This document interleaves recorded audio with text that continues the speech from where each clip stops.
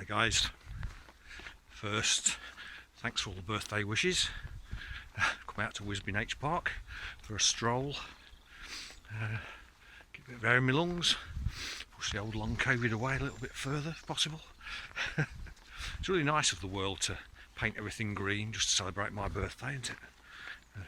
Drink Guinness even if they don't like it, and pretend they've got some Irish ancestry. Well, I've got a little bit, so I'm happy. I'm not a big Guinness fan, so I won't be having any Guinness, but I might find some other interesting stouts or porters later, but we'll see. And just been down to the butcher's and bought some venison steaks that I'm sure, unless I mess up cooking them, make a fine meal tonight. But back to Whisby. Here we are, beautiful day. The wind of the last week or so has finally dropped away to almost nothing. It rained first thing, but now there's barely a cloud in the sky. It's really too hot for wearing a hat, but I'm too lazy to take it off at the moment. We shall see. But yeah, it's very busy down here actually, which I can understand why in this weather. Got my camera, of course, and we'll be seeking out a few things to photograph. But probably be similar to Skelly Old Wood the other week. No wildflowers yet. Lots of very nice reflections though in the small ponds, so you might get that sort of photography today. Time will tell. I'd like to walk round a bit first and get a sense of what's around and the conditions. It's incredibly bright. I mean, it's about 1:30, I suppose. So the sun's as high as it's going to get. It never gets too high at this time of year, but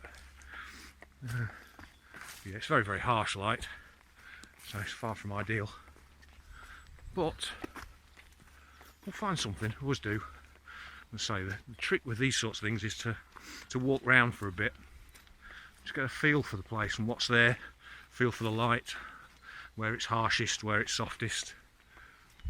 You never know, might find a kingfisher or something. Yeah, in my dreams I've seen plenty down here, but at a distance, and there's a quick flash of turquoise through the air. But one day, maybe today will be the day. But, yeah, we'll see. Never give up. Catch you later. Hi again. I got to thinking after I finished that first little bit of video that if I wasn't careful I'd end up just producing the same set of photos that I produced in Skellingthorpe Old Wood last week. I could see myself putting the long lens on and just photographing nice looking gnarled leaves and dead seed heads, ferns, all that sort of stuff. Maybe some textures in tree trunks. So I decided to set myself a little challenge, like I often do, and the long lens is staying in the bag. So it's quite useful actually to set yourself little challenges like this, to go out and only use one lens. And of course it's a bit of a cheat to use a zoom lens, but anyway, it's my game, my rules, do what I like. But it's certainly a bit more of a challenge, especially on a day like this, to use a wide angled zoom. I've got a 17 to 50mm, than use the 17 to 50 and then when it suits get the old 70 to 300 out. So there won't be many photos of dead seed heads today, or textures, close-ups.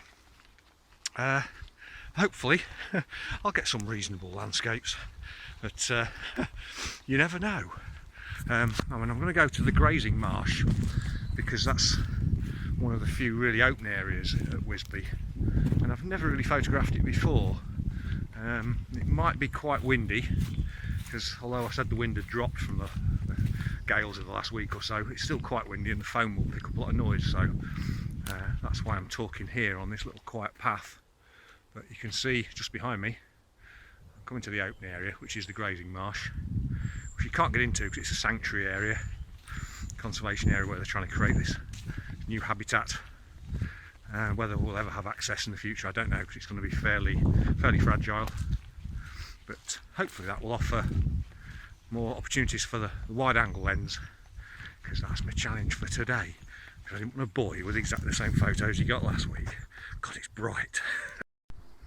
again, just a quickie. Look at these beautiful silver birches. Look at this path. It's fantastic. A photographer's delight, really, this little area. But you've got that dilemma that you often get in forests where there are lots of these vertical lines. They're wonderful for photography, but do you do the old horizontal thing, like that, or do you do the vertical thing, which I won't do with the phone because I don't know what will happen then if it tries to post it on YouTube. It might go sideways.